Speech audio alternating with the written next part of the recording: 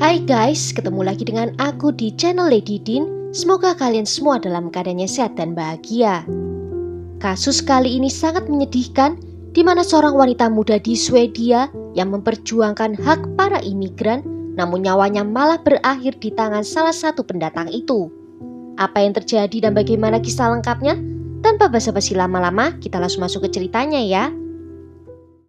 Sebelumnya, jangan lupa untuk subscribe dulu channel ini dan nyalakan lonceng notifikasinya supaya kalian tahu video terbaru dari aku.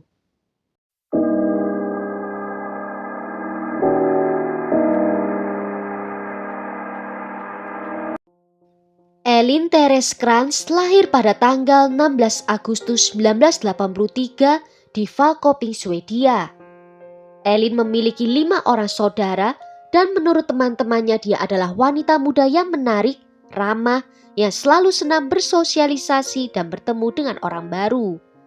Setelah lulus SMA, Elin kemudian melanjutkan ke universitas. Di musim gugur tahun 2010, ketika dia berusia sekitar 27 tahun, dia pindah ke Gothenburg bersama dengan kakak perempuannya yang bernama Maria. Hal ini dia lakukan untuk dapat memiliki pilihan jurusan universitas yang baru. Tidak banyak informasi yang diketahui tentang kehidupan pribadi dari Elin. Namun sejak kecil, Elin diketahui sebagai orang yang menghargai budaya lain dan saat tumbuh dewasa dia memperjuangkan hak-hak dari para imigran di Swedia. Bersama dengan teman-temannya yang memiliki pikiran yang sama, dia membuat halaman khusus di Facebook yang isinya sebagian besar dikhususkan untuk menghormati bangsa lain dan juga menyerukan agar orang-orang berlaku ramah pada orang-orang dari Timur Tengah dan juga orang berkulit hitam. Elin sangat suka pergi ke klub malam bersama dengan teman-teman wanitanya. Seperti hari akhir pekan lainnya, di tanggal 26 September 2010, Elin pergi ke klub malam di pusat kota Gothenburg. Di sekitar pukul 4 pagi, Elin dan seorang temannya naik tram untuk kembali pulang ke rumah. Temannya turun terlebih dahulu dan Elin melanjutkan perjalanannya seorang diri. Namun Elin tidak pernah sampai ke rumahnya dan kakaknya menjadi khawatir karena Elin selalu mengabarinya jika dia akan menghabiskan malam di luar. Dengan dugaan adanya penculikan, pihak keluarga langsung melaporkan hal ini ke polisi yang segera melakukan pencarian. Di hari Senin pagi, keluarga juga menerima informasi yang membuat mereka panik. Salah seorang teman dari Elin menerima beberapa panggilan telepon dan pesan suara dari Elin, di mana Elin terdengar berulang kali mengatakan jangan. Dan juga di latar belakang terdengar suara seorang pria dengan aksen yang asing yang tidak jelas terdengar. Kerabat dan teman Elin turun ke jalan dan memasang ratusan foto Elin untuk meminta siapa saja agar bisa memberikan informasi. Sementara itu polisi bekerja keras agar bisa mengakses video kamera keamanan dari tram yang dinaiki oleh Elin. Dan dalam video itu, penyelidik bisa melihat urutan kejadian dari perjalanan terakhir dari Elin. Setelah temannya turun dari tram, Elin jatuh tertidur. Kemudian seorang pria mendekatinya dan berusaha untuk mengajaknya berbicara. Elin pun terbangun namun mengabaikan pria itu. Dan dalam video itu juga terekam saat Elin turun dari tram di stasiun Temperaturgatan di area berhutan, pria itu mengikutinya. Setelah melihat itu, penyelidik memfokuskan pencarian mereka di daerah itu. Dan di sekitar pukul 7 malam, salah satu anjing patroli menemukan tubuh seorang wanita muda yang disembunyikan di bawah tumpukan batu di dalam hutan. Tubuh itu dalam keadaan tak berbusana dari pinggang ke bawah dan dengan kakinya yang terbuka lebar. Pakaiannya masih menempel di tubuhnya, cocok dengan pakaian yang dikenakan Elin saat terakhir kali dia terlihat. Sebuah gaun hitam dan sebuah jaket berwarna abu-abu. Penyelidik menduga kalau Elin telah menjadi korban dari pelecehan seksual. Menurut barang bukti yang ditemukan di tempat kejadian, mereka menduga kalau pelaku sempat menyeret tubuh Elin beberapa meter jauhnya. Di dekat lokasi tubuh Elin ditemukan ada ikat rambut, korek api, bungkus permen dan juga koin. Di lokasi di mana penyerangan terjadi, ditemukan benda lain seperti anting, casing penutup baterai ponsel dan juga pisau. Dan di dalam tong sampah di area tersebut, penyelidik menemukan barang pribadi dari milik Ellin, seperti sepatu, tas, make up, stocking, pakaian dalam, dan juga SIM. Juga ditemukan celana jeans dengan noda darah yang tak diketahui milik siapa. Dari hasil otopsi, diketahui kalau pelaku meninju dan juga menendang Ellin dengan brutal, yang mengakibatkan cedera pada leher, lengan, dan kaki Ellin. Dan penyebab kematiannya disebabkan karena adanya pukulan benda tumpul di bagian kepalanya. Analisis postmortem mengkonfirmasi adanya dugaan pelecehan seksual dan juga percobaan pencekikan. Penyelidikan terus dilakukan dan polisi fokus pada video CCTV tram jalur utama untuk bisa mengetahui profil dari tersangka utama. Beberapa hari setelah kejahatan terjadi, polisi berpakaian sipil yang sedang berjaga di stasiun pusat Gothenburg, mereka melihat seorang pria berkulit gelap yang mereka duga adalah tersangka yang dicari. Pria itu mengenakan gaya pakaian yang sama, memiliki tinggi badan, rambut, dan usia yang sama pula. Polisi juga memperhatikan kalau pria itu memiliki luka gores di bagian jarinya. Petugas mendekati tersangka dan mereka mulai berbicara dengannya.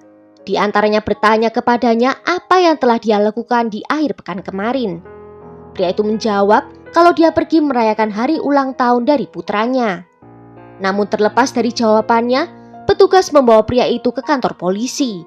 Dan di sana petugas menunjukkan kepadanya gambar dari kamera pengawasan tram. Dan pria itu tidak bisa mengelak kalau itu memang benar dirinya. Pria itu bernama Efrem Tadel Yohanes, berusia 23 tahun dan berkebangsaan Ethiopia.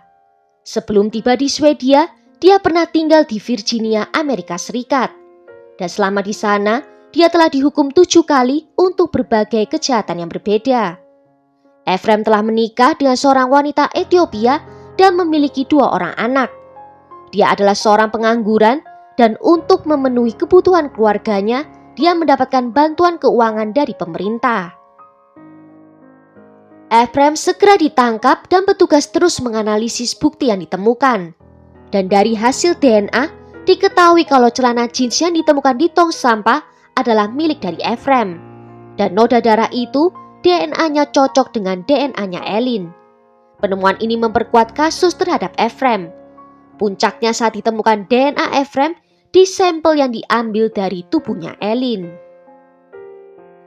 Pemakaman Ellin dilakukan pada bulan Oktober 2010, sekitar 3 minggu setelah peristiwa tragis itu terjadi. Sekitar 120 orang yang kebanyakan teman-teman Ellin berkumpul untuk mengucapkan selamat tinggal terakhir. Dan beberapa hari kemudian sekitar 1.000 orang berkumpul di lokasi penemuan tubuh Ellin untuk memberikan penghormatan terakhir. Pihak berwenang terus melanjutkan penyelidikan setelah penangkapannya.